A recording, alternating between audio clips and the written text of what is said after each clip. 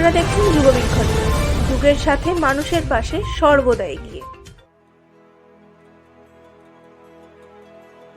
নমস্কার, যুগবীক্ষণ ডিজিটালের সকল দর্শককে স্বাগত। যুগবীক্ষণ প্রিন্ট ও ডিজিটাল, আমরা নিরপেক্ষ নই, সর্বদা ন্যায়ের পক্ষে। যুগবীক্ষণ দেখুন, পড়ুন এবং এগিয়ে চলুন যুগের সাথে।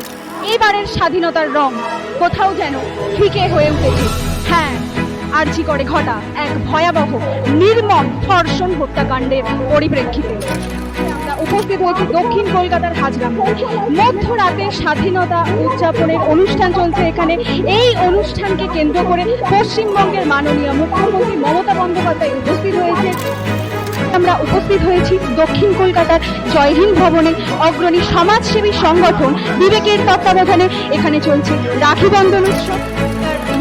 ত্রিধারা সম্মেলনী প্রাঙ্গণ থেকে ত্রিধারা সম্মেলনী সহ বিভিন্ন জেলায় জেলায় মুখ্যমন্ত্রী মমতা বন্দ্যোপাধ্যায় ভার্চুয়ালি উদ্বোধন করছেন।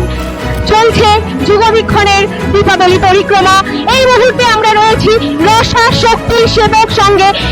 আমরা রয়েছি মৌলালিতে পশ্চিমবঙ্গ সরকারের যুব কল্যাণ কেন্দ্র প্রাঙ্গণে। এখানে সাড়ম্বরে অনুষ্ঠিত হচ্ছে 26তম আন্তর্জাতিক বিশ্ববঙ্গ সাহিত্য ও সংস্কৃতি সম্মেলন। এই মুহূর্তে আমরা রয়েছি কলকাতা মিউনিসিপ্যালের 101 নম্বর ওয়ার্ডের বিশ্ব বাংলা প্রাঙ্গণেতে।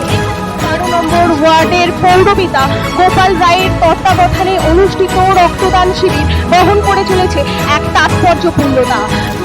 দেবপ্রিয়া সরকার এবং সায়নী ঘোষের সঙ্গে তিস্তা মণ্ডলের রিপোর্ট, যুগবীক্ষণ নিউজ ব্যুরো।